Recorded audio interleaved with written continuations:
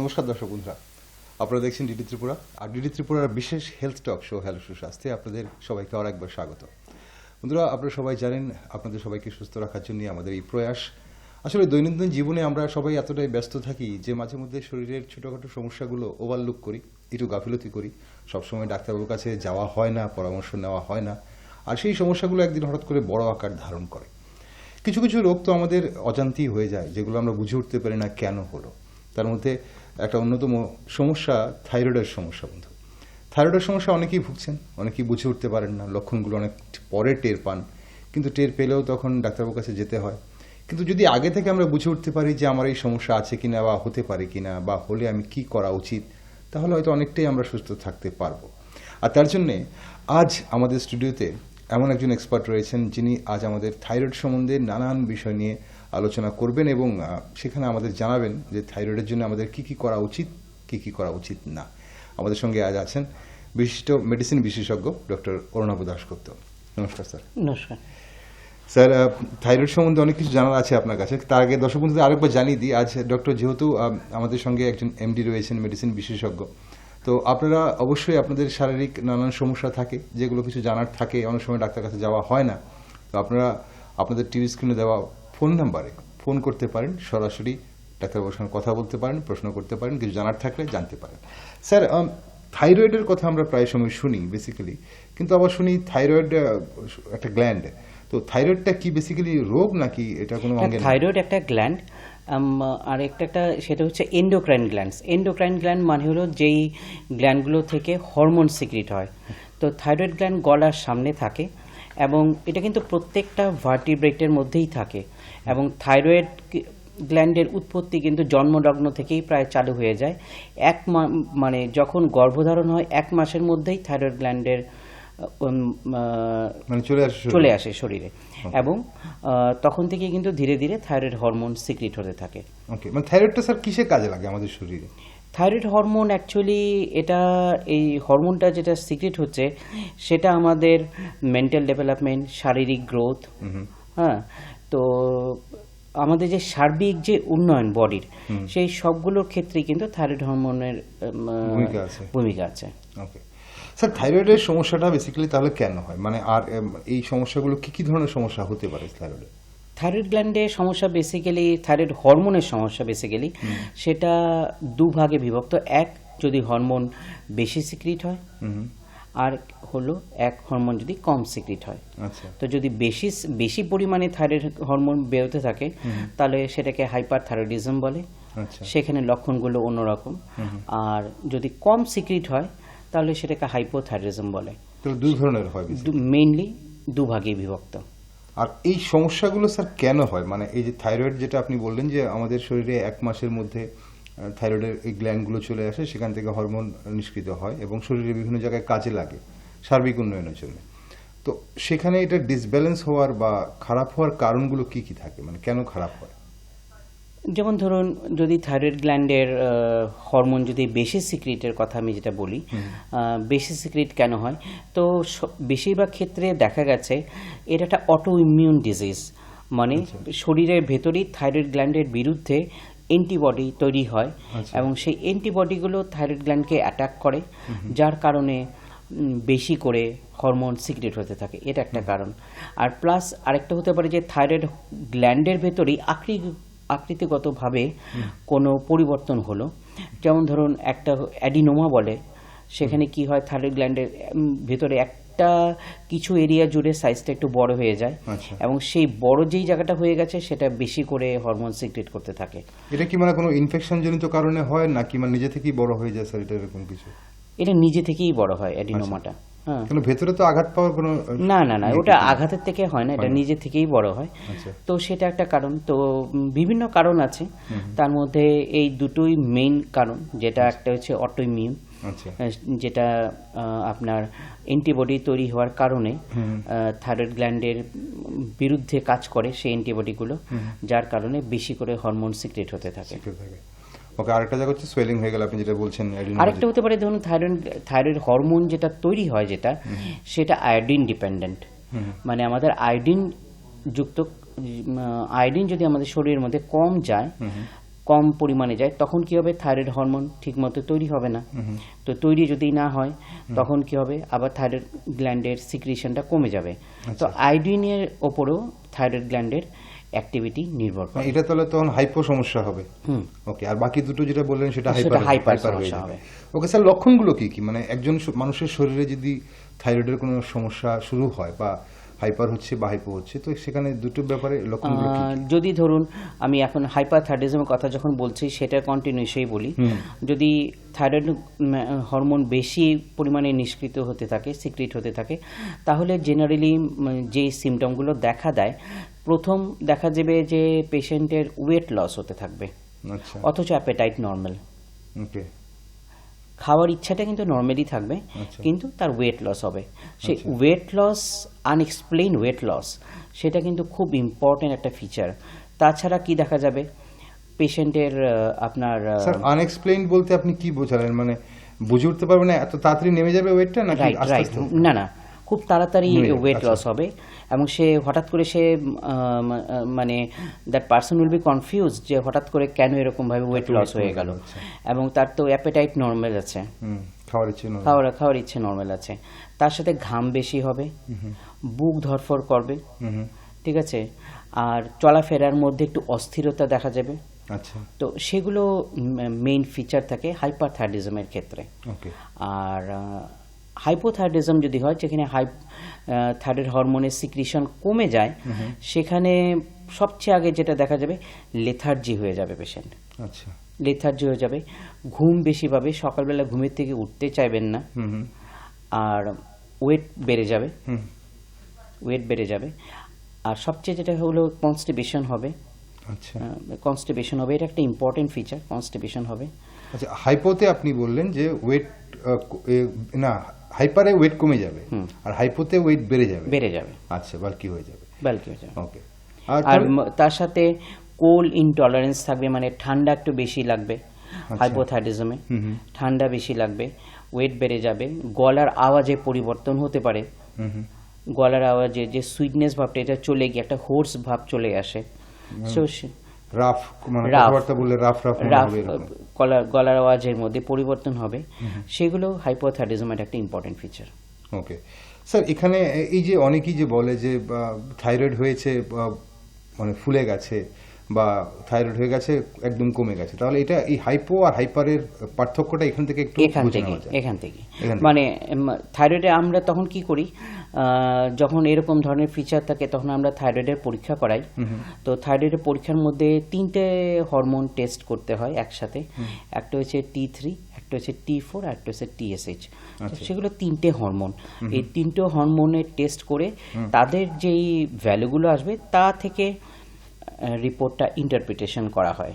তো যেটা বেড়ে গেছে কমে গেছে সেটা আসলে TSH এর কথাটাই বেশিরভাগ ক্ষেত্রে বলা হয়। আচ্ছা, তো দেখা গেছে যদি TSH বেড়ে যায়, থাইরয়েড স্টিমুলেটিং হরমোন বলে ওটাকে, সেটা আবার পিটুইটারি গ্ল্যান্ড থেকে সিক্রিট হয়, সেটা কিন্তু থাইরয়েড গ্ল্যান্ড থেকে সিক্রিট হয় না। আচ্ছা, সে গভর্ন করে থাইরয়েড গ্ল্যান্ডকে T3 T4 সিক্রিট করার জন্য।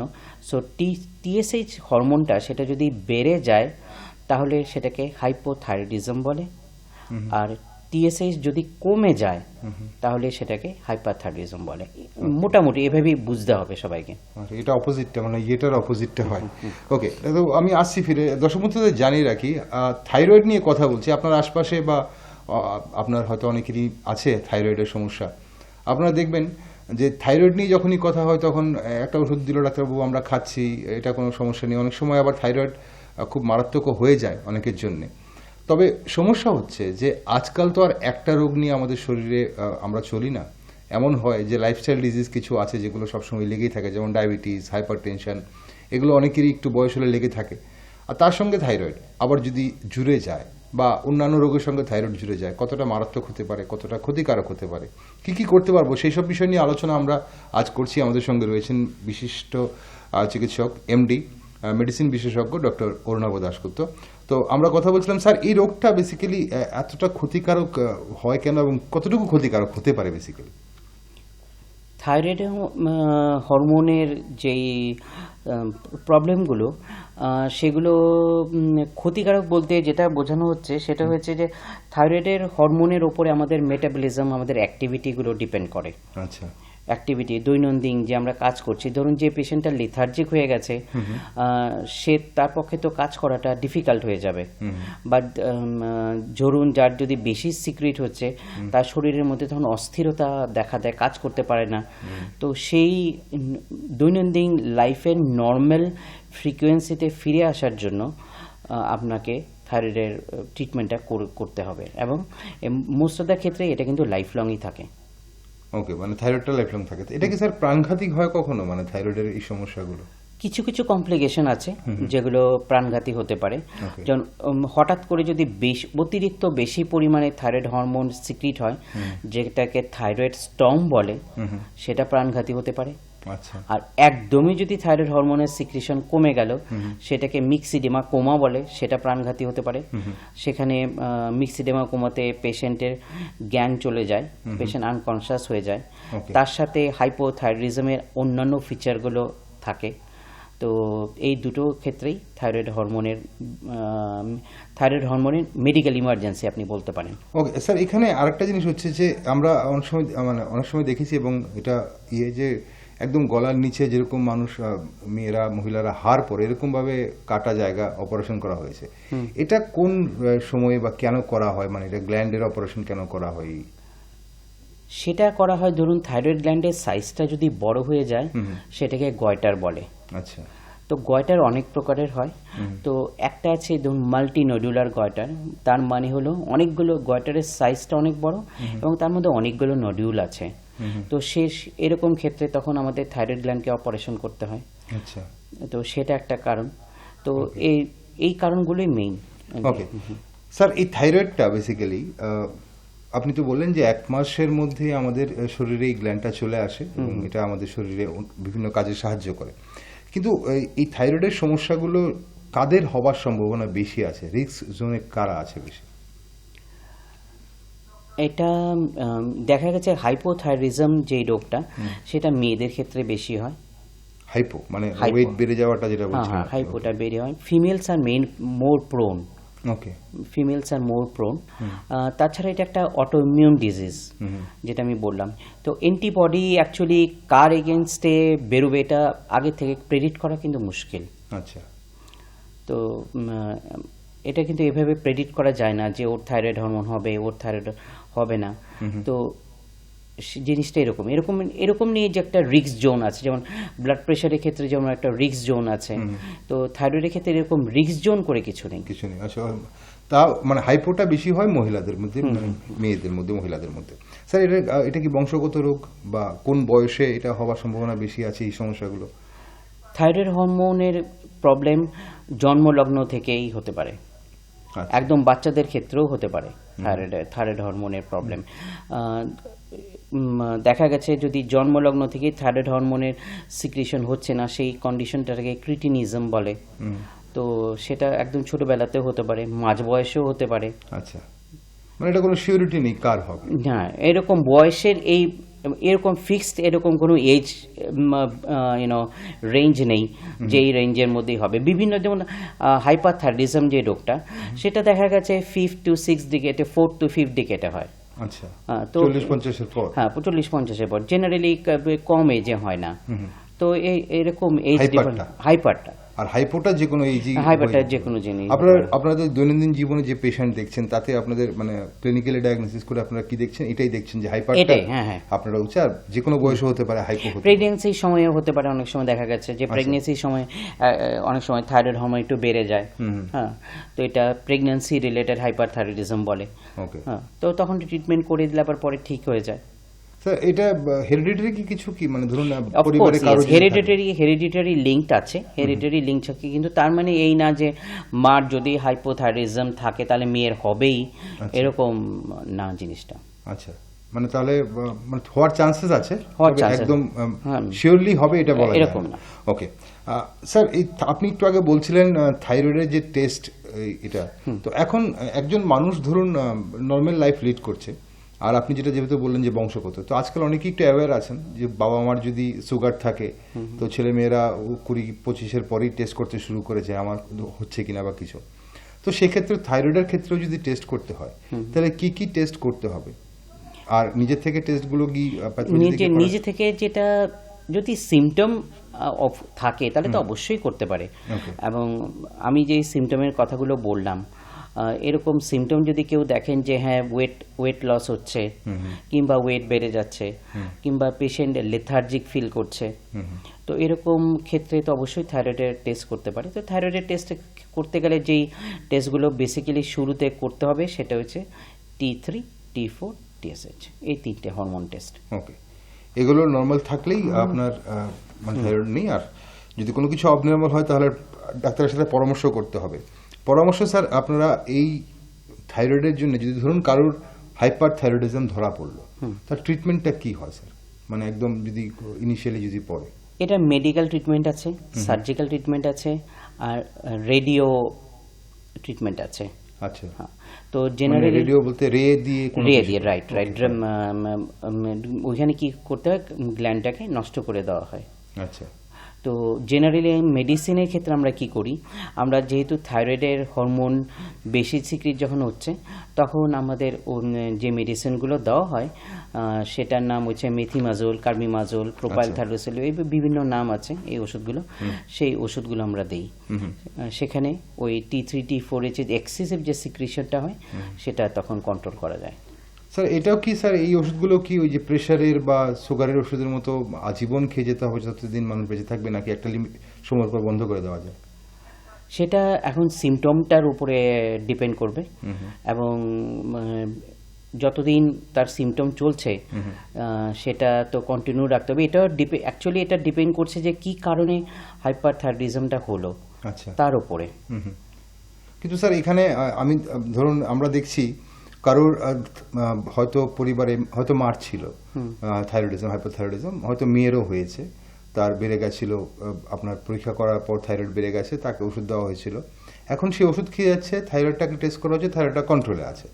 যেমনটা আমাদের সুগার, হাইপার টেনশন বা ব্লাড প্রেশারের ক্ষেত্রে হয়, বলা হচ্ছে যে ওষুধটা বন্ধ করে দিলে আবার বেড়ে যাবে, তার জন্য ওষুধটা কন্টিনিউ হচ্ছে, সেটা বছরের পর বছর হচ্ছে, it's for a long time, 10 years।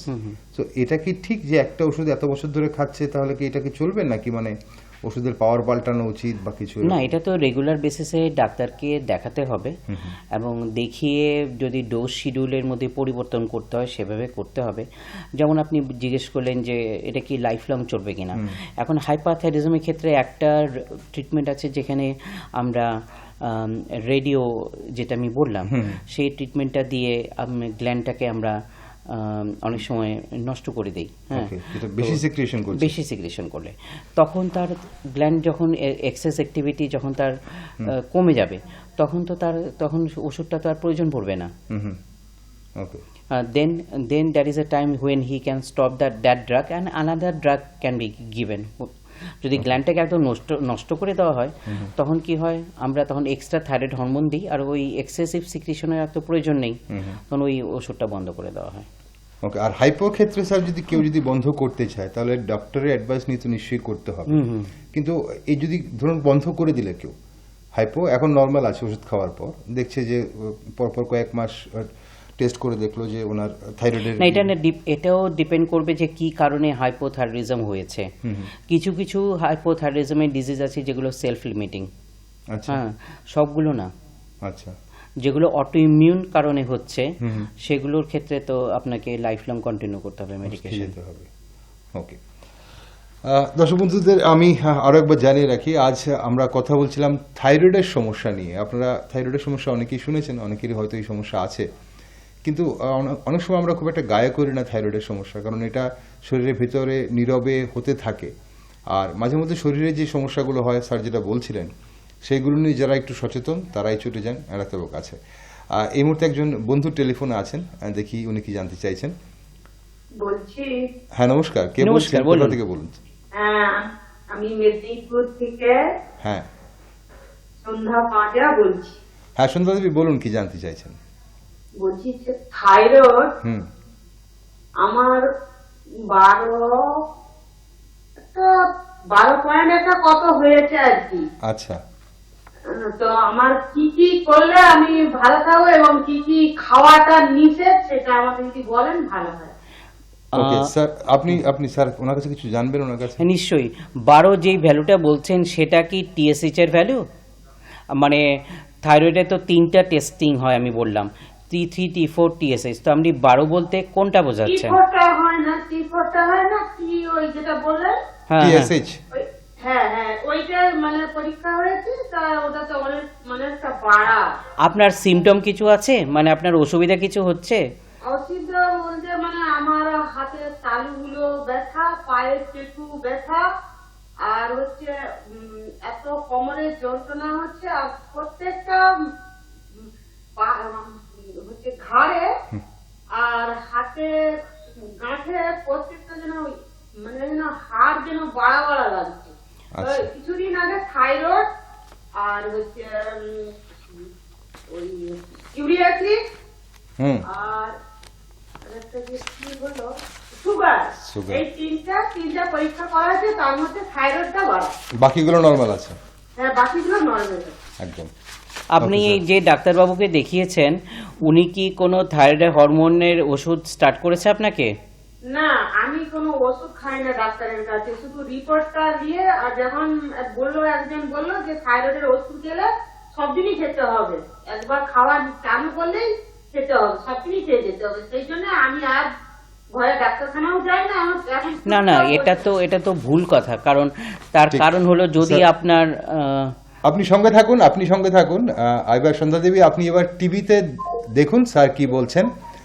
আপনি টিভিতে দেখুন স্যার। এটা ওনার প্রশ্নটার মধ্যে দুটো পয়েন্ট আছে। উনি প্রথমে যেটা জানতে চেয়েছেন যে উনি কি খাবেন কি খাবেন না, মানে নিষেধাজ্ঞাটা কি, আর 2 নম্বর হচ্ছে যে উনি যেটা বলছিলেন যে ভয়ে যায় না এবং খেলে ওষুধটা খেতে হবে, যে কথাটা আমরা বলছিলাম যে সারা জীবন খেতে হবে কিনা, এটা একটা অনেকই প্যানিক বাটন, তার জন্য চিকিৎসা করেন না। আপনার উত্তর স্যার?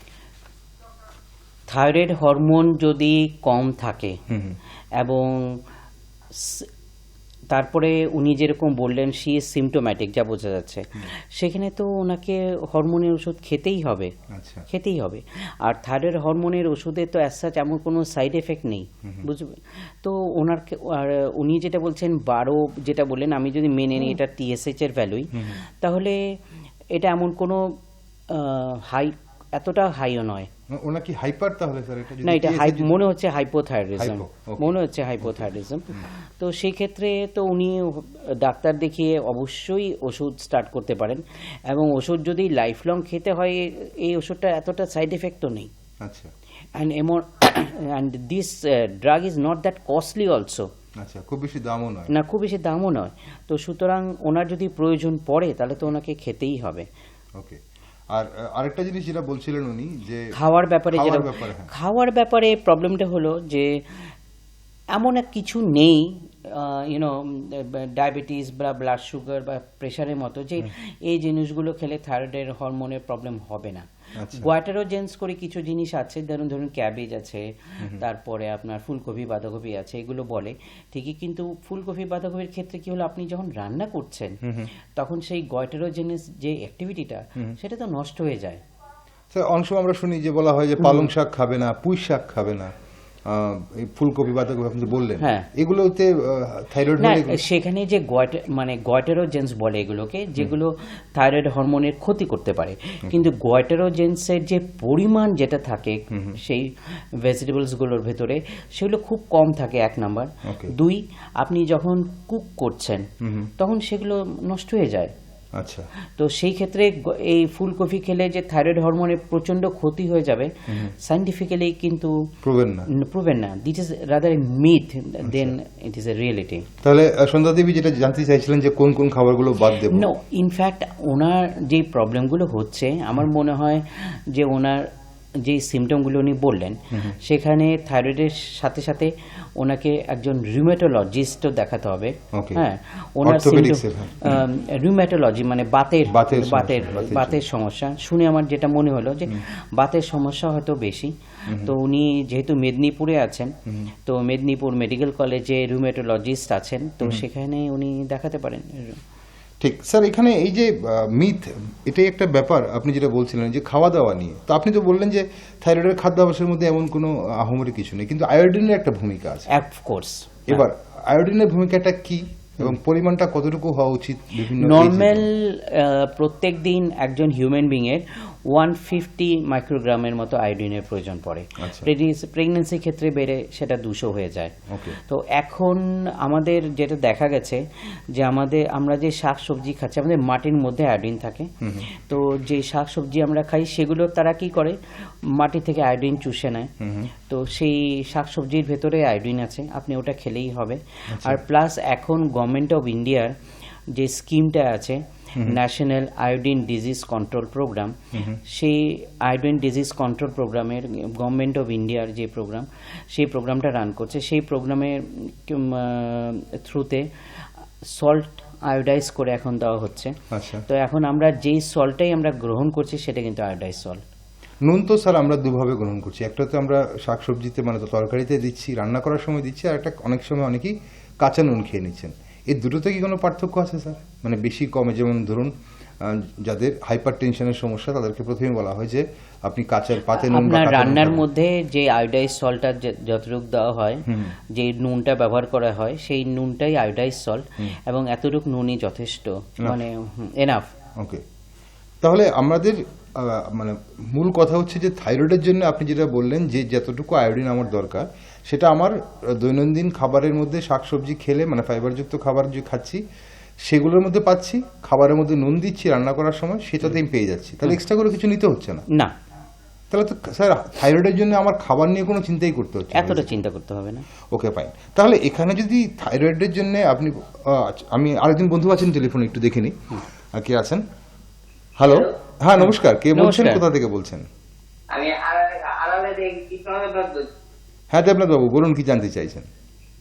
যে আমার মাসে দুই তিন মাস পর করে মাথা ব্যথা হয়, আচ্ছা, প্রচন্ড মাথা ব্যথা। ওকে। তারপর আমার 1-2 বছর আগে কোমরে চুট পেয়েছিলাম আর কি। আচ্ছা তার জন্য এখনো কোমর ব্যথা কন্টিনিউ আছে। আচ্ছা, দেবনাথ বাবু প্রথমে বলুন আপনার বয়সটা কত? বয়স 22 বছর। 22 বছর। শরীরে অন্য কোনো সমস্যা নেই তো আপনার, এই দুটো সমস্যা ছাড়া? না। ওকে।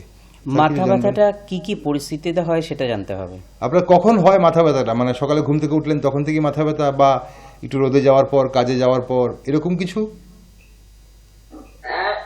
এই তো বের হলেও একটু মাথা ব্যথা করে, সকালবেলা একটু বেশি করে। সকালবেলা বেশি করে। Blood Okay. প্রেশারটা কি দেখানো হয়েছে কখনো? না। তো সবচেয়ে আগে ওনাকে ব্লাড প্রেশারটা আপনি দেখাতে সঙ্গে হবে। থাকুন, আপনি সঙ্গে থাকুন, টিভিতে দেখুন স্যার। ওনার এই যে বলছেন মাথা ব্যথা সকালে বেশি হয়, বেরোলেই ব্যথা বেশি হয়, এটা স্যার কিসের সঙ্গে রিলেটেড হতে পারে? এটা ওনার হিস্ট্রিটা শুনে মনে হচ্ছে মোস্ট প্রবলি মাইগ্রেন। আচ্ছা। আর 22 বছর বয়স। হ্যাঁ, হতে পারে। হ্যাঁ হতে পারে। হতে পারে। আর প্লাস 22 বছর হলো, ব্লাড প্রেশারটা দেখানো উচিত। ওকে। ব্লাড প্রেশারটা দেখানো উচিত। ব্লাড প্রেশার যদি নর্মাল থাকে তাহলে হিস্ট্রিটা ইন ডিটেলস নিতে হবে, কিন্তু উনি এখন অবধি যতটুকু হিস্ট্রি বলেছেন মনে হচ্ছে এটা মাইগ্রেনই হবে। ওকে স্যার, এখানে কথা হচ্ছে যে আমরা কথা বলছিলাম আয়োডিন বা খাদ্যাভ্যাস নিয়ে, তো আপনি যেটা বললেন যে থাইরয়েডের হাইপো হোক বা হাইপার হোক, যে থাইরয়েডই হোক না কেন, কোনো পেশেন্টের আহামরি খাদ্যাভ্যাসে পরিবর্তন করতে হয় না, না এতটা করতে হবে। করতে হয় না। আয়োডিনটা নর্মালি আয়োডিন যেটা আমাদের নুন খাবারে নুন খাচ্ছি আমরা, সেটার মধ্যেই হয়ে যাচ্ছে। তাহলে স্যার জীবনশৈলীর মধ্যে কি তার কোনো পরিবর্তন করতে হয়? তাহলে মানে কি করতে হয়? কারণ যে কোনো রোগ বা যে কোনো সমস্যা শরীরে ঢুকলেই আমরা প্রথমেই শুনি যে হয়তো কিছু কিছু খাবারের রেস্ট্রিকশন, বা লাইফে আপনি এটা করবেন না, এটা করবেন না, বা এটা করতে হবে। আজকাল এটাই আমাদের অভ্যস্ত হয়ে গেছে, বিশেষ করে ডায়াবেটিস এবং হাইপার টেনশনের জন্য। তো থাইরয়েডের সঙ্গে এরকম কিছু রিলেটেড আছে, মানে জীবনশৈলী কোনো পরিবর্তন করতে হয়? লাইফস্টাইলের ক্ষেত্রে অ্যাজ সাচ এমন কোনো গাইডলাইন্স নেই Okay. যে আপনাকে এটা করতে হবে, ওটা করবেন না। থাইরয়েডের ক্ষেত্রে কি হচ্ছে, ধরুন হাইপোথাইরয়েডিজম যখন হয়ে যাচ্ছে, তো সে লেথার্জিক হয়ে যাবে, সে কাজ করতে চাইবে না। কিন্তু যখন সে থাইরয়েড হরমোন নেওয়া চালু করে দেবে, তখন সে আবার আগের মতো কিন্তু নর্মাল আমাদের লাইফের ফ্রিকোয়েন্সিতে চলে আসবো, এবং সে আগে যেরকমভাবে কাজ করছিল, যে স্ফূর্তিতে কাজ করছিল, সেই স্ফূর্তিটাই ফিরে পাবে। আচ্ছা, তাহলে আহমরি এখানেও পরিবর্তন করতে হবে না। অ্যাজ সাচ এমন ওই রকম কিছু নেই। প্রেশারের ক্ষেত্রে বা সুগারের ক্ষেত্রে যেরকম আমরা একটা বাধা দিয়ে রাখি যে এটা করবে না ওটা করবে না, এরকম কিছু নেই ওখানে।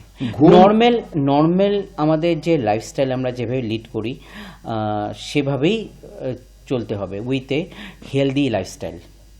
ঘুম বা একটা পরিমাণ মতো রেস্ট কি এটাতে কোনো ভূমিকা রাখে স্যার এই রোগের জন্য, থাইরয়েডের জন্য? হাইপারথাইরয়েডিজমের ক্ষেত্রে রাখে।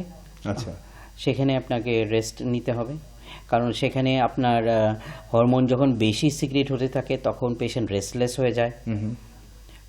সেক্ষেত্রে তখন ওখানে রেস্টটা জরুরি হয়ে পড়ে।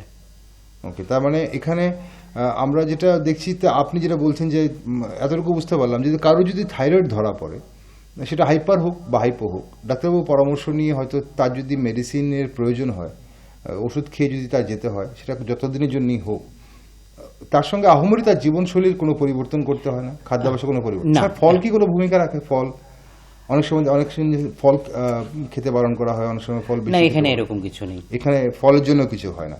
Okay sir. স্যার, থাইরয়েড আমি চাই না, মানে থাইরয়েড আমি আগে থেকে অ্যাওয়ার, থাইরয়েড আমি বা আমার পরের প্রজন্মের মধ্যে কাউকে চাই না। তো কোনো রকম প্রতিরোধ করার কোনো রকম উপায় আছে কি, মানে থাইরয়েডের কোনো সমস্যা না, সেখানেও কিছু নেই, কারণ থাইরয়েড হরমোনের ক্ষেত্রে আমি যেটা বললাম সেটা একটা অটোইমিউন ডিসঅর্ডার। তো অটোইমিউন ডিসঅর্ডার মানেই হলো থাইরয়েডের শরীরের ভেতরে নিজের থেকেই অ্যান্টিবডির সৃষ্টি হয় থাইরয়েড গ্ল্যান্ডের এগেনস্টে, এবং সেই অ্যান্টিবডিগুলো হাইপারথাইরয়েডিজমও করাতে পারে, হাইপোথাইরয়েডিজমও করাতে পারে। ওকে। তো সেক্ষেত্রে আমাদের অ্যান্টিবডি তৈরির ব্যাপারে আগে থেকে প্রিভেন্টিভ মেথডস নেওয়ার মতো কোনো নলেজ এই মুহূর্তে আমাদের কাছে নেই। যে কোনো ডিজিজেই আমরা ধরি না কেন, যেটাই অটোইমিউন ডিজিজ, ধরুন ডায়াবেটিসও কিন্তু অটোইমিউন ডিজিজের মধ্যেই পড়ে। তো সেখানে কিন্তু আমাদের আগে থেকে প্রিভেন্টিভ মেজার নেব এবং অটো অ্যান্টিবডি তৈরি হবে না, সেই নলেজটা এই মুহূর্তে মেডিকেল সায়েন্সের কাছে নেই। ওকে, ফাইন। ওকে, আরেকজন বন্ধু আছেন আমাদের সঙ্গে টেলিফোন লাইনে, দেখি কে আছেন। হ্যালো। হ্যালো, হ্যাঁ, নমস্কার। বলুন। কে বলছেন, কোথা থেকে বলছেন? আমি প্রদান করতে বলছি। প্রতাপগড় থেকে কে বলছেন?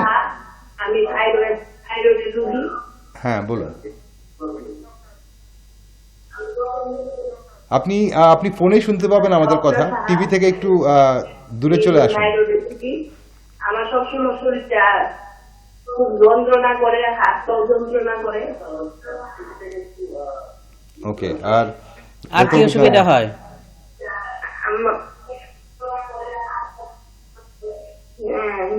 আর সবসময় চুল পেটে আর ফুলা ফুলা ভাব। ওকে, হাইপোথাইরয়েড। হাইপো। ওকে, কতদিন ধরে আপনার এই সমস্যা, ম্যাডাম? আপনি কতদিন ধরে ভুগছেন এই সমস্যায়? আমার 10-12 বছর ধরে আমার থাইরয়েডের গন্তি ছাড়াই দিচ্ছি চাই। ওকে। ওখানে থাইরয়েডের ওষুধ খাই, কিন্তু সমস্যা একদম যায় না।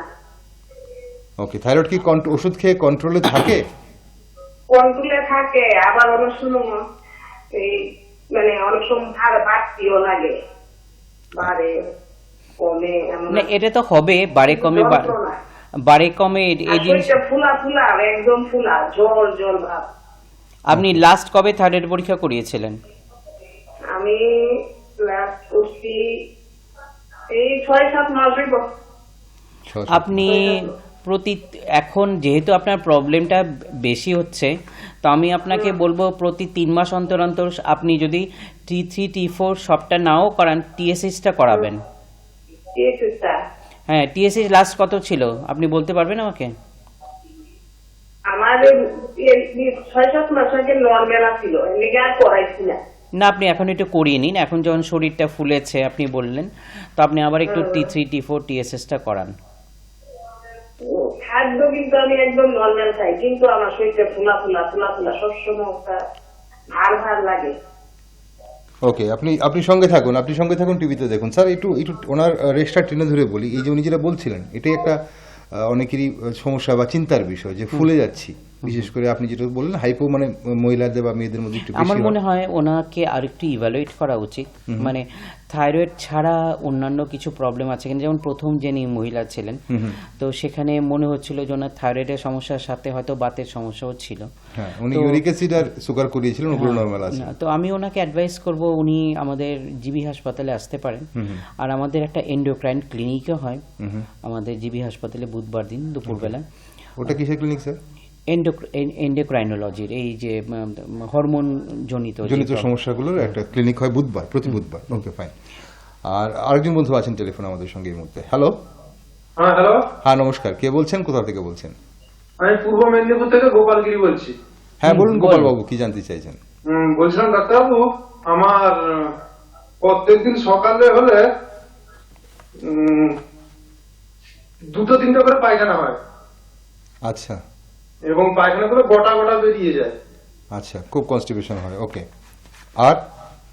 আর এটাই মানে সকালবেলা একটা মর্নিং এর পায়খানা করি, হুম হুম তারপরে একটা টিফিন খাওয়ার পর একটা হয়, হুম হুম তারপরে ঠিক দুপুরের দিকে। আচ্ছা, আপনি 2-3 বার যান বাথরুমে, একবারে ক্লিয়ার মানে হয়? যখনই খাবার খাই তো হুম হুম তার 10-15 মিনিট করে পায়খানা ব্রেক পায়। ওকে স্যার, কিছু জানবেন ওনার কাছে? না, এটা আইবিএস এর লক্ষণ actually। আপনি সঙ্গে থাকুন, সঙ্গে থাকুন, টিভিতে দেখুন এবার। স্যার আইবিএস এর লক্ষণ আপনি বললেন যে 2-3 বার যাচ্ছে, ক্লিয়ার হচ্ছে না।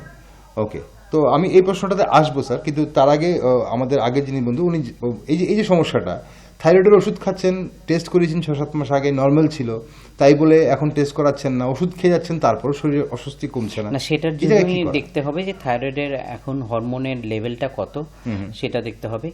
থাইরয়েড হরমোনের সাথে আনুষঙ্গিক আর কিছু প্রবলেম আছে কিনা, যার কারণে সোয়েলিং অফ দ্য বডি যেটা উনি বলেন সেটা হচ্ছে, তো সেগুলো ইভ্যালুয়েট করতে হবে। ওকে, সে ভালো করে পরীক্ষা নিরীক্ষা পরীক্ষা করতে হবে। তো আমি ওনাকে অ্যাডভাইস করবো যে উনি জিবি হাসপাতালে আসুক, যে কোনো দিন আসুক, সকালবেলা 9টার সময় খালি পেটে উনি আসুক, আমরা পরীক্ষা করাতে পারবো। ওকে, আমাদের গোপালবাবুর আইবিএস এর সমস্যা জানবো আপনার কাছে, কিন্তু আরেকজন বন্ধু টেলিফোন আছেন, একটু দেখিনি কি জানতে চাইছেন। হ্যালো হ্যালো হ্যালো, হ্যাঁ নমস্কার, কে বলছেন, কোথা থেকে বলছেন? আমি খুলনা থেকে। খুমলুং থেকে বলছেন। আপনি টিভি সেট থেকে একটু দূরে আসুন বন্ধু, আপনার কথাগুলো আমরা বুঝতে পারছি না। বলুন এবার কি জানতে চাইছেন? আমি হুম ওই হঠাৎ হুম জল থাকতে অনেক কষ্ট যে ডাক্তার বাবু থেকে আমি জানতে চাই এটা কেমনি কি করে ভালো হইব না। না, আপনার সমস্যাটা আপনার জলে থাকতে থাকতে কি সমস্যা হয় বুঝতে পারলাম না। জলে হ্যাঁ হ্যাঁ, হঠাৎ না, আপনার সমস্যা শরীর জ্বলছে? না শরীর না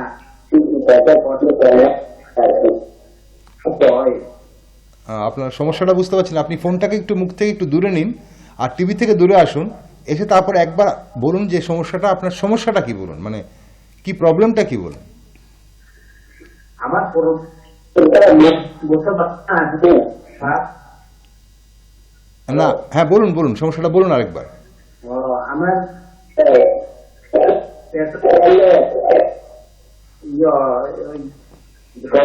আমি অনেক কষ্ট পাই আর কি। আচ্ছা, টয়লেট পেলে আপনি টয়লেটের ওখানে করতে গেলে আপনার খুব কষ্ট হয়, তাই তো? আচ্ছা ঠিক আছে, ওকে স্যার, আপনি একটু সঙ্গে থাকুন, দাঁড়ান। স্যার কি জানবেন ওনার কাছে? আমি আসলে বুঝতে পারছি না উনি কি বলছেন। না, ওনার টয়লেটের যখন হয় তখন ওনার প্রস্রাব নালীতে খুব জ্বালা হয়। তো আচ্ছা, আচ্ছা। এটার সঙ্গে রিলেটেড অন্য কোনো প্রশ্ন আপনার কিছু? মানে উনি যখন আপনি যখন ইউরিন করতে যান তখন আপনার প্রবলেম হয়? ওকে, আচ্ছা আপনার বয়স কত? আমার বয়স 46 বছর। 46, ওকে 46। আচ্ছা ঠিক আছে, আপনি সঙ্গে থাকুন, এবার টিভিতে দেখুন, স্যার আপনার প্রশ্নের কিছু জবাব দেবেন। স্যার আগে একটু আমরা আইবিএস এর ব্যাপারটা চলে যাই। গোপালবাবু ফোন করেছিলেন মেদিনীপুর থেকে, তো ওনার 3 বার হয় বলছেন, তো ওনাকে কি করা উচিত এই মুহূর্তে স্যার? শুধু খাদ্যাভ্যাস? এটা মেনলি খাদ্যাভ্যাসের উপরেই নির্ভর। আচ্ছা, এটা খাদ্যাভ্যাসের উপরে মেনলি নির্ভর, আর ওনারও ভালো করে জল খেতে হবে, ঠিক আছে? আইবিএস অ্যাকচুয়ালি এটাও there is no specific treatment, change of lifestyle is more important. আচ্ছা, ওখানে। জীবনশৈলীর পরিবর্তন। একদম একদম। এখন এটা দেখতে হবে, জেনারেলি দেখা গেছে যারা মেন্টালি একটু টেন্সড বেশি থাকেন তাদের এই প্রবলেমটা বেশি হয়। আচ্ছা। ঠিক আছে। আর খাদ্যাভ্যাসের মধ্যে একটু পরিবর্তন করতে হবে, তৈলাক্ত জিনিস কম খেতে হবে, ফাইবার ডায়েট বেশি খেতে হবে। ঠিক আছে, জলের পরিমাণটা স্বাভাবিক থাকতে ফাইবার হবে। ডায়েট বলতে শাকসবজি বেশি খেতে হবে। Right right right Okay. Right. মানে শুধু খাওয়া দাওয়ার পরিবর্তন এবং জীবনশৈলীর লাইফস্টাইলটা একটু পরিবর্তন করলে অনেকটা উনি অনেকটা help পাবেন। অনেকটা ইমপ্রুভ। সেখানে ওই দিনের পর দিন গ্যাসের ওষুধ, বদহজমের না না, ওষুধ এটা এগুলো একদমই না, মানে একদমই না। আর যেটা উনি যেটা বলছেন অ্যাজ সাচ এই আইবিএস এর কিন্তু সঠিক কোনো অ্যাজ সাচ কোনো ট্রিটমেন্ট নেই। মানে এই ওষুধটা দিলে ওনার মোশন সকালবেলা একবারই হবে, একদম ক্লিয়ার হয়ে যাবে। That is no medicines like that. Okay okay. আরেকজন বন্ধু আমাদের সঙ্গে হয়তো টেলিফোনে আছেন এই মুহূর্তে, একটু দেখে নিই কে আছেন। হ্যালো। হ্যালো, হ্যাঁ নমস্কার, কে বলছেন, কোথা থেকে বলছেন? আমি পয়ম্বর থেকে বলছি। আচ্ছা বলুন, কি জানতে চাইছেন? হলো আমার ওই একদম বাই পাও হ্যাঁ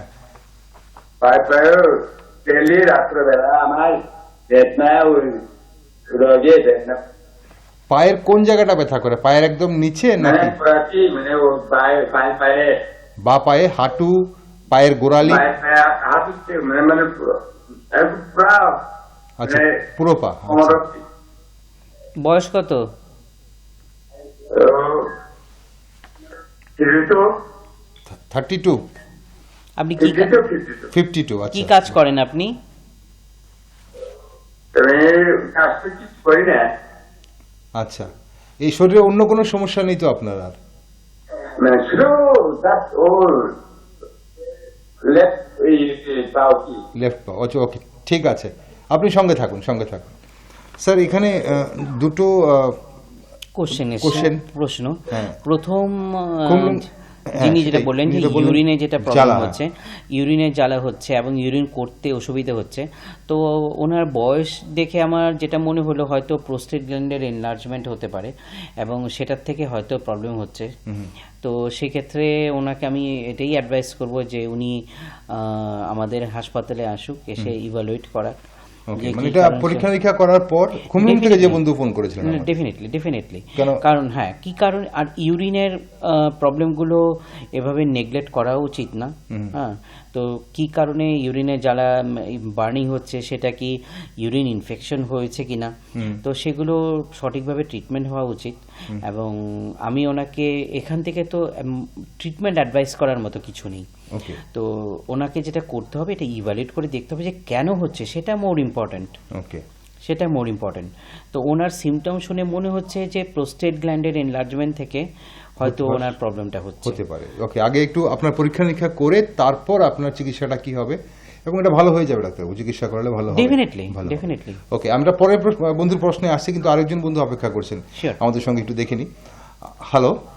হ্যালো, হ্যাঁ নমস্কার, কে বলছেন, কোথা থেকে বলছেন? নমস্কার, আমি মেদিনীপুর থেকে বলছি। মেদিনীপুর থেকে কে বলছেন বন্ধু, আর কি জানতে চাইছেন? আমি সুধাংশু গিরি। হ্যাঁ সুধাংশু বাবু, বলুন বলুন। আমার বয়স 69 বছর বয়স। আচ্ছা, 69 বছর বয়স, বলুন। আমি কটকে দুবার দেখিয়েছি, আমার গলার কাছে থাইরয়েড আছে। গলার কাছে থাইরয়েড আছে, আচ্ছা। হ্যাঁ, তারপরে ডাক্তারবাবু বললো যে তোমার হার্টের প্রবলেমও আছে, থাইরয়েডের ওষুধটা রেগুলার খেয়ে রাখতে হবে। কতদিন খাবো স্যার একটু যদি বলেন। সবসময় খেতে হবে। আপনি কি হ্যাঁ। ওষুধ খাচ্ছেন? ওষুধটার নাম কি? থাইরয়েডের ওষুধটা খাচ্ছি। নাম হ্যাঁ, ওষুধটার নাম কি যেটা খাচ্ছেন? সে ওষুধটার নাম তো আমি বলতে পারবো না। আচ্ছা। একটা শিশি করে দেয়, 100 টাকা ট্যাবলেট থাকে। আচ্ছা, কটা করে খান? আর হার্টের ওষুধটা কি খাই? হ্যাঁ, না থাইরয়েড, ডাক্তারবাবু জানতে চাইছেন থাইরয়েডের ওষুধটা দিনে কটা করে খান আপনি? একটা করে একটা কখন করে। খান? সকাল খালি পেটে। তাহলে এটা হাইপোথাইরয়েডিজম। হ্যাঁ, তাহলে এটা হাইপোথাইরয়েডিজম এবং ওনাকে সবসময় খেয়ে যেতে হবে। এটা আপনি এটা বন্ধ করতে পারবেন না। আপ- আচ্ছা আচ্ছা। আপনি এটাকে খেয়ে যেতে হবে। আমরা অনুষ্ঠানের প্রথম দিকে আলোচনা করছিলাম, স্যার বলছিলেন যে কেন ওষুধগুলো খেয়ে যেতে হবে। তো আপনি সঙ্গে থাকুন, আর আপনি সঙ্গে থাকুন, আর টিভিতে দেখুন, আমরা এইসব বিষয় নিয়ে আলোচনা করছি। আর দর্শক বন্ধু, আচ্ছা। আপনাদের জানিয়ে রাখি যে যারা অনুষ্ঠানের প্রথম থেকে দেখেননি, স্যার আজকে প্রথম থেকে খুব সুন্দরভাবে থাইরয়েডের সমস্যাটা কেন হয়, হলে পরে কি কি করতে হবে, ওষুধ কিভাবে আমরা খাবো, সেসব বিষয় নিয়ে আলোচনা হয়েছে। তো অনুষ্ঠান যারা মিস করেছেন প্রথম থেকে, আপনাদের বলে রাখি আগামী সোমবার দিন একই অনুষ্ঠান রাত 8টায় আপনারা আবার অনুষ্ঠানটির পুনঃপ্রচার দেখবেন, রিপিট টেলিকাস্ট দেখবেন। তাছাড়া আপনার হাতে যদি একটা অ্যান্ড্রয়েড ফোন থাকে, ইউটিউব থাকে, তাহলে ইউটিউবের ডিডি ত্রিপুরার পেজে গিয়ে আগামীকাল বিকেল থেকে আপনারা এই অনুষ্ঠানটা পাবেন। তো ডিডি ত্রিপুরা মনে রাখবেন, ডিডি ত্রিপুরার পেজে আগামীকাল বিকেলে অনুষ্ঠানটা পাবেন, সেখানে গোটা অনুষ্ঠানটা আপনারা আবার দেখতে পাবেন। আরেকজন বন্ধু আছেন আমাদের সঙ্গে, দেখি কে আছেন। হ্যালো, হ্যালো, নমস্কার, কে বলছেন, কোথা থেকে বলছেন? আমি বীরভূম কলকাতা থেকে বলছি। আপনার বীরভূম থেকে বন্ধু, বলুন বীরভূম থেকে কি জানতে চাইছেন? বলছি আমার স্ত্রী থাইরয়েড আছে অনেকদিন থেকে। আচ্ছা, তো প্রথমে ডাক্তারবাবু 25 দিয়েছিলেন থাইরয়েড ট্যাবলেট, তারপরে আবার দিয়েছিলেন 50, তারপরে আবার এখন দিয়েছেন 62.5। মানে ও থাইরয়েডটা বাড়তেই থাকছে। আচ্ছা, যখনই 2-4 দিন বন্ধ করতে হচ্ছে ট্যাবলেট, তখনই থাইরয়েডটা বেড়ে চলেছে। এই অবস্থায় কি করে, সারা জীবন কি ওষুধটা খেতে হবে? হ্যাঁ, লাইফ লংই ওষুধটা খেতে হবে। আচ্ছা আচ্ছা, আপনি সঙ্গে থাকুন, টিভিতে দেখুন, আমরা এই বিষয় নিয়ে আলোচনা করছি। স্যার একটু ফিরে যাই, একজন বন্ধু মাঝখানে আমাদের ফোন করেছিলেন, পায়ে ব্যথা বলছিলেন, বা পায়ে ব্যথা। তো সারা শরীরে অন্য কোনো সমস্যা নেই, শুধু বা পায়ে ব্যথাটা কি সমস্যা হতে পারে? হতে পারে অর্থোপেডিক্স প্রবলেম হতে পারে। অর্থোপেডিক্স প্রবলেম সমস্যা হতে পারে। অর্থোপেডিক্স প্রবলেম হতে পারে। তো একজন অর্থোপেডিক সার্জনকে দেখালেই ভালো হবে। Okay. এবং কি কারণে বা পায়ে একটা ইন্ডিভিজুয়াল যখন একটা সিঙ্গেল পায়ে ব্যথা হচ্ছে, অন্য পায়ে ব্যথা হচ্ছে না, তো সেক্ষেত্রে এটা অর্থোপেডিক্স একজন ডাক্তারবাবুর সঙ্গে কনসাল্ট করা ভালো। একদম। ওকে স্যার, এখানে এই দুজন বন্ধু আমাদের ফোন করেছিলেন, পাশাপাশি প্রশ্ন, ওষুধগুলো কি খেয়ে যেতে হবে কিনা। তো এখানে আপনার মতামতটা একটু যদি একটু ইলাবোরেট করেন স্যার। সেটা আবার আগের কথাতে আমাকে ফিরতে হচ্ছে। কিছু কিছু হাইপোথাইরয়েড ডিজিজ আছে যেগুলো সেলফ লিমিটিং, কিন্তু যদি অটোইমিউন ডিসঅর্ডার হয়, যেখানে অ্যান্টিবডি তৈরির কারণে থাইরয়েড হরমোনের সিক্রিশন কমে গেছে, সেই সব ক্ষেত্রে কিন্তু ওষুধের মাধ্যমে আপনাকে দিতে হচ্ছে, সেই সব ক্ষেত্রে আপনাকে লাইফ লংই ওষুধটা খেতে হবে। এবং মোস্ট অফ দ্য ক্ষেত্রে দেখা গেছে এই যে হাইপোথাইরয়েডিজমই বলুন বা হাইপারথাইরয়েডিজমই বলুন, কারণ কিন্তু অটোইমিউন ডিসঅর্ডার। আচ্ছা, তো যেহেতু major cause of the disease in both of the two cases is autoimmune disorder, সেখানে আমরা তো অ্যান্টিবডিটাকে তার বার করে দিতে পারি না বডি থেকে। অ্যান্টিবডিটা সবসময় থাকবে এবং সে থাইরয়েড গ্ল্যান্ডকে ক্ষতি করার চেষ্টা করবেই। এবং সেই ক্ষেত্রে আমরা যে ওষুধগুলো দেব সেগুলো লাইফ লংই চলবে। ওকে, চলুন আরেকজন বন্ধু আমাদের সঙ্গে আছেন টেলিফোনে এই মুহূর্তে। হ্যালো, আমার জন্য আটাটি করলে জিম করে ব্যথা করে। দর্শক বন্ধু, আপনি টিভিতে রয়েছেন এই মুহূর্তে, আপনার কথাগুলো টিভিতে শোনা যাচ্ছে। আপনি আগে বলুন, আপনার নামটা আরেকবার বলুন। আমার নাম বিমল দেবরমা, মোরাবাড়ি থেকে বলছি। বিমল বাবু, হ্যাঁ বলুন, এবার কি সমস্যা বলুন। আমার জন্য আটাটি করলে জিম করে ব্যথা করে। অনেক তখন ওষুধ খাচ্ছি, ট্যাবলেট, ইনজেকশন। আচ্ছা বিমল বাবু, আপনার বয়সটা কত আপনার? 52। আচ্ছা, আপনি একটা কথা বলুন, আপনার শরীরে অন্য কোনো সমস্যা কিছু নেই তো? অন্য সমস্যা তো মানে অন্য কিছুর ওষুধ খান কিছু? ডায়াবেটিস আছে কিনা এটা টেস্টিং করলে ডায়াবেটিস মানে সুগার নাই। আচ্ছা, সুগার নেই। ঝিমঝিম কোথায় করে আপনার?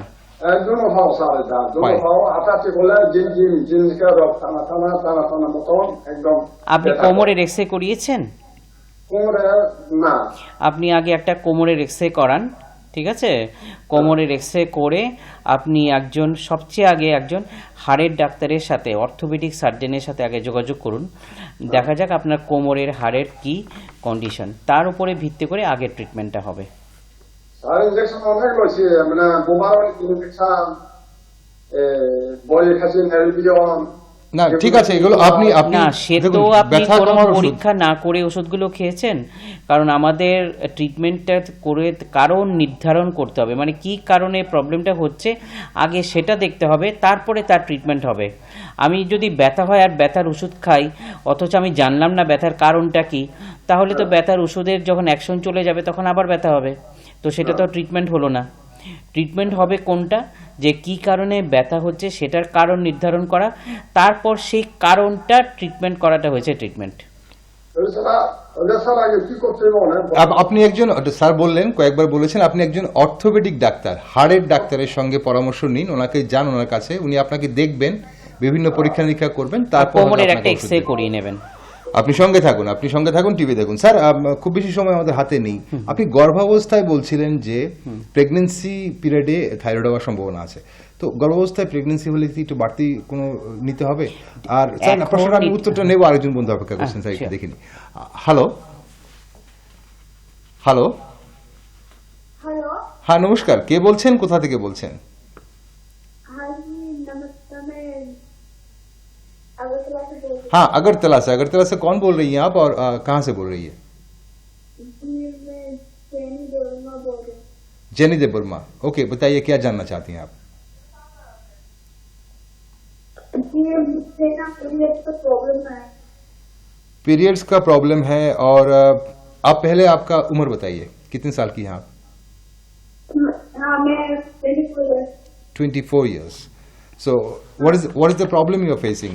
सर কিছু ওনার কাছে জানবেন। ना की प्रॉब्लम आपको पीरियड में किस तरह की प्रॉब्लम हो रही है वो Is it आप थोड़ा pain सा in- बताइए। मतलब हर महीने नहीं होती 4-5 महीने के बाद एक बार होती है ठीक है, Okay. आप सबसे पहले एक थायराइड का टेस्ट कराइए। ठीक है, आपको थायराइड का टेस्ट कराना जरूरी है। जब आप थायराइड, जिस विषय में हम लोग अभी बातचीत कर रहे हैं थायराइड की विषय में, तो आपकी जो सिम्टम जो हो रहा है पीरियड का प्रॉब्लम, उसमें भी आपको थायराइड का जांच कराना जरूरी है। तो आप थायराइड का टेस्टिंग कराइए सबसे पहले, और उसके बाद वो रिपोर्ट लेके आप एक गाइनोकोलॉजिस्ट से संपर्क करें। যিনি ফোনটা ডিসকানেক্ট হয়ে গেছে, আপনি হয়তো শুনেছেন ডাক্তারবাবু কি বলেছেন। सो आपको पहले जो करना है कि आपको थायराइड का टेस्ट करना है, और अगर इससे पहले आप जाना चाहते हैं तो मतलब एक गायनोकोलॉजिस्ट के साथ आपको एक मतलब अपॉइंटमेंट लेके उनका कंसल्टेशन लेना चाहिए कि आपको क्या करना है, नहीं क्या नहीं करना है, और फिर एक थायराइड का टेस्ट भी आप कर लीजिए। ये सब जो प्रॉब्लम हो रहा है आपका, रेगुलर नहीं है आपका पीरियड, ये थायराइड के लिए भी हो सकता है। স্যার গর্ভাবস্থায় যদি থাইরয়েডের হয় কারো ধরা পড়ে, তো গর্ভাবস্থায় স্যার অন্য ওষুধ তো খেতে দেয় না বা খেলে ভালো না, আমরা যতটুকু জানি, তো সেখানে কি বাড়তি থাইরয়েডের এখন it is very compulsory that during pregnancy period আমরা থাইরয়েডের টেস্টিং করাই। হ্যাঁ, আচ্ছা। এবং মার থাইরয়েড লেভেল একদম নর্মাল থাকতে হবে, কারণ সেটা কিন্তু বাচ্চার উপরে রিফ্লেক্ট করে। ঠিক আছে, তো তার জন্য thyroid testing during pregnancy period is very very important. Okay, আর তখন সেখানে যদি দেখা যায় যে থাইরয়েড হরমোনের কোনো তারতম্য হচ্ছে ডিউরিং প্রেগন্যান্সি পিরিয়ড, তো এটা কিন্তু খুব জুডিশিয়াসলি এটা ট্রিটমেন্ট করতে হবে, and it has to be taken very very seriously also. মানে এখানে সতর্কতা অনেক বেশি থাকতে হবে। একদম, একদম। ওকে স্যার, আরেকজন বন্ধু আছেন আমাদের সঙ্গে টেলিফোনে এই মুহূর্তে। হ্যালো, হ্যালো ডাক্তারবাবু, হ্যাঁ ডাক্তারবাবু শুনছেন, বলুন কে বলছেন, কোথা থেকে বলছেন? আমি কুচবিহার ডিস্ট্রিক্ট পাতলা পড়া। কুচবিহার থেকে স্বপ্না দেবী, বলুন কি জানতে চাইছেন? আমাদের ব্যথা হাতে একটা পায়ে ব্যথা। না না না, আপনার কথাগুলো একদম কেটে যাচ্ছে, আপনি ফোনটা নিয়ে একটু দূরে সরে আসুন, আর এবার বলুন, আপনার কথাগুলো অনেক দূর থেকে আসছে, আমরা শুনতে পাচ্ছি না, আবার একবার বলুন। আমাদের বাড়ি হলো কুচবিহার ডিস্ট্রিক্ট। হ্যাঁ সেটা বুঝতে পেরেছি, আপনার সমস্যাটা বলুন। আমার মেরুদণ্ডটায় ব্যথা। মেরুদণ্ডতে ব্যথা, ওকে। হ্যাঁ, আর একটা পায়ে আর একটা হাতে ব্যথা। আচ্ছা, আপনার বয়সটা কত? আমার বয়স 55 বছর। 55 বছর, ওকে। শরীরে অন্য কোনো সমস্যা নেই তো, অন্য কোনো রোগ নেই তো? না, আর কোনো রোগ নাই, ঠিক আমার ব্যথা। আচ্ছা আচ্ছা, ঠিক আছে, আপনি সঙ্গে থাকুন, টিভিতে দেখুন এবার স্যার কি বলছেন। স্যার ওনারও অর্থোপেডিক্সের অর্থোপেডিক্স প্লাস যেমন যেখানে মাল্টিপল জয়েন্ট পেইন যখন বলছেন উনি, তো সেখানে ওনার বাতের প্রবলেমটা টেস্ট করানো উচিত। ওকে। দর্শক বন্ধু, আপনি শুনলেন একজন হাড়ের ডাক্তার বা বাতের জন্য যে সমস্যাগুলো হয়, তো সেই সব সমস্যার জন্য ডাক্তারবাবুর সঙ্গে আপনার দেখা করা উচিত। আর দর্শক বন্ধু, আপনাদের জানিয়ে রাখি, অনেকে আছে হাড়ের সমস্যা, পায়ে ব্যথা, পিঠে ব্যথা, ঘাড়ে ব্যথা, মেরুদণ্ডে ব্যথা নিয়ে প্রশ্ন করছেন। আমরা হয়তো এক দুই সপ্তাহের মধ্যে একজন অর্থোপেডিক সার্জনকে আমরা আমন্ত্রণ জানাবো, সেদিন আপনাদের হাড়ের নানান সমস্যা নিয়ে আমরা কথা বলবো। আজ মেডিসিন বিশেষজ্ঞ এবং থাইরয়েড নিয়ে কথা বলছিলাম। আরেকজন বন্ধু আছেন, কে আছেন দেখি। হ্যালো হ্যালো হ্যালো হ্যাঁ নমস্কার, কে বলছেন, কোথা থেকে বলছেন? স্যার, আমি উদয়পুর থেকে বলছি, জীবন দাস। জীবনবাবু বলুন, উদয়পুর থেকে বলুন। কি জানতে চাইছেন? স্যার আমার অনেকদিন ধরে কাশি। আচ্ছা স্যার কাশি অনেক কাশি ভালো না। আচ্ছা, কাশি। জীবনবাবু প্রথমে আপনি বলুন আপনার বয়স কত? বয়স 40। 40। ধূমপান করেন? কোনো ধরনের নেশা? না, নেশা করি না। ধূমপান করেন না? ওকে স্যার, কিছু জানবেন ওনার কাছে? কাশিটা কখন হয়? সব সময় করে রাখি। শুলে কি কাশিটা বেড়ে যায়? হ্যাঁ চিত হয়ে শুলে কাশিটা বেড়ে যায়? হ্যাঁ হ্যাঁ স্যার। কফ বেরোয় না শুকনো কাশি থাকে? না, কোনো পারে না। কাশির সাথে শ্বাসকষ্ট হয় কি? ও আজকে কিছু হয় না। কতদিন ধরে কাশিটা হচ্ছে? এরকম কথা বলতে গেলে কাশি হয়? স্যার স্যার আপনি মেডিসিন এবং ইএনটি ডাক্তার দেখিয়েছেন? স্যার দেখাইছি স্যার। আপনার অ্যালার্জি টেস্টিং হয়েছে কি? স্যার এলার্জি প্রশ্ন আছে। আমার মনে হয় আপনি আগে অ্যালার্জি টেস্টিংটা করান, আর সাইনাসের একটা এক্সরে করান আগে, ঠিক আছে? এক্সরে পিএনএস বলে ওটা, এক্সরে পিএনএস। আপনি ওই এক্সরে পিএনএসটা করান, আর তার সাথে আমার অ্যাডভাইস হলো আপনি অ্যালার্জিক টেস্টিংটা করান। ওই দুটো করে আপনি উদয়পুরে আপনি মেডিসিন বিশেষজ্ঞর সঙ্গে যোগাযোগ করবেন। আর এখন কথা বলতে বলতে যখন কাশি হচ্ছে, তাহলে আমার মনে হয় যে আপনি একজন ইএনটি ডাক্তারকেও দেখানো উচিত। ওকে, আপনি সঙ্গে থাকুন। ধন্যবাদ ফোন করার জন্য। স্যার, খুব বেশি সময় নেই। এই যে ধরুন যাদের ডায়াবেটিস আছে বা যাদের হাইপার টেনশন আছে, তাদের যদি কখনো থাইরয়েড ধরা পড়ে বা আগে থেকে থাইরয়েড থাকে, তাদের কি কোনো বাড়তি সতর্কতা অবলম্বন করতে হবে? হ্যাঁ, দেখুন এই দুটো ডিজিজই কিন্তু অটোইমিউন, এবং এই দুটো ডিজিজ কিন্তু একসাথে কো এক্সিস্ট করতে পারে, এবং দেখা গেছে বেশিরভাগ ক্ষেত্রে করেও। তো সেখানে ডায়াবেটিসের যা বিধিনিষেধ আছে এক্সট্রা, সেগুলো তো মানতেই হবে। তার সাথে থাইরয়েডের হরমোনের ওষুধও কন্টিনিউ করতে হবে। যেমন ওই প্রথম যিনি ভদ্রমহিলা বললেন যে উনি যেহেতু থাইরয়েডের হরমোনের ওষুধটা লাইফ লং চলবে, তার জন্য উনি কন্টিনিউ করতে চাইছেন না বা ডাক্তার দেখাতে চাইছেন না, সেগুলো কিন্তু হেলদি অ্যাপ্রোচ নয় আমার মতে। এবং এর মধ্যে ভয়েরও কিছু নেই। এবং আপনি যদি ওষুধ না খান তাহলেই ভয়ের আছে, তাহলেই কমপ্লিকেশন হওয়ার সম্ভাবনা আছে আগে গিয়ে। আর থাইরয়েডের থাইরয়েডের ওষুধগুলো খুব সিম্পল। এগুলোর হাইপার থাইরয়েডিজমই হোক বা হাইপোথাইরয়েডিজমই হোক, সেগুলোর খুব একটা বিশেষ সাইড এফেক্টও নেই। এবং সেগুলো যেমন হাইপোথাইরয়েডিজম ওষুধটা সকালবেলা ঘুমের থেকে উঠে খালি পেটে খেতে হয়, সেটা মনে রাখতে হয়, সকালবেলা খালি পেটে খেতে হয়, এবং কন্টিনিউ করে যেতে হবে। এবং কন্টিনিউ যদি করে যায়, তাহলে উনি খুব শীঘ্রই নর্মাল লাইফে চলে আসতে পারবেন। আচ্ছা, ওকে। তাহলে এখানে স্যার একটা জিনিস হচ্ছে যে ওষুধটা একটা বিরাট বড় ফ্যাক্টর। আপনারা যতটুকু বুঝলাম যে থাইরয়েডের যে ওষুধটা দেওয়া হচ্ছে, আর একজন বন্ধু আমাদের ফোন করেছিলেন, বলছিলেন 25 থেকে 50, এখন 62.5 এরকম টাইপের বাড়ছে, তার জন্য টেনশন করছে। না, উনি বলছিলেন যে উনি মাঝে মধ্যে ওষুধটা বন্ধ করে দিচ্ছেন। আচ্ছা, উনি বলেছিলেন মাঝে মধ্যে ওষুধটা বন্ধ করে দিচ্ছেন, এবং যদি বন্ধ করে দেয়, ধরুন আপনি থাইরয়েড হরমোনের ওষুধটা খাচ্ছেন, আপনার থাইরয়েড হরমোন অবভিয়াসলি নর্মাল হয়ে যাবে, তো তারপরে আপনি ওষুধটা বন্ধ করে দিলেন, কিন্তু ইন্ডিজেনিয়াস বডির মধ্যে থাইরয়েড হরমোন তো প্রোডাকশন হচ্ছে না। আপনি তো বাইরে থেকে ওষুধ খাচ্ছেন হরমোনের লেভেলটাকে সঠিক রাখার জন্য, বন্ধ করলে এটা অবভিয়াসলি বিকজ দ্য যে ফাংশনিং যে গ্ল্যান্ডটা, তার ফাংশন তো ডিটোরিয়েটেড, সে তো নিজের থেকে আর ন্যাচারাল ওয়েতে হরমোন প্রোডাকশন করতে পারছে না, তার জন্য কন্টিনিউ করে যেতে হবে। ইয়েস। ওকে স্যার, আমাদের সময় খুব বেশি নেই, একদম শেষ টেলিফোন একটা দেখি আমরা কে আছেন আমাদের শেষ বন্ধু আজ। হ্যালো, হ্যাঁ নমস্কার, কে বলছেন, কোথা থেকে বলছেন? আমি বীরভূম থেকে বলছি। বীরভূম থেকে কে বলছেন বন্ধু, আর কি জানতে চাইছেন একটু তাড়াতাড়ি বলুন। আমি একটু মনে বলছি। হ্যাঁ বলুন, কি জানতে চাইছেন? আমার হ্যালো, হ্যাঁ বলুন, শুনতে পাচ্ছি, বলুন। আমার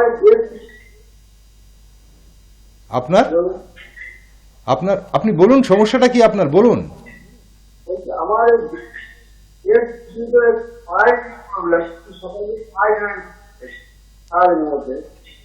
আচ্ছা, আপনার পায়খানা ঠিক করে হয় না সকালবেলা?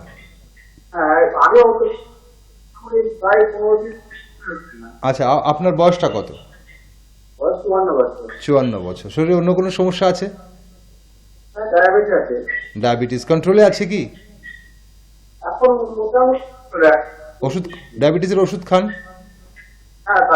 আচ্ছা, ওকে, আপনি সঙ্গে থাকুন, খুব বেশি সময় নেই স্যার, অল্প করে এটাও ওনাকে আমি IBS ওনাকে আমি অ্যাডভাইস করব যে উনি যেটা বলেননি সেটা হচ্ছে যে ডায়াবেটিসটা কত বছর হয়ে গেছে, ওকে, তো দ্যাট ইজ ভেরি ইম্পর্টেন্ট। আর এরকম হঠাৎ করে যদি মানে মোশনসের মধ্যে প্রবলেম এসে যায়, তো একটা তো উনি থাইরয়েডের টেস্টিংটা করতে পারেন, তার সাথে ওনাকে আমি অ্যাডভাইস করব লিভার আর কিডনিটা টেস্ট করে নিতে।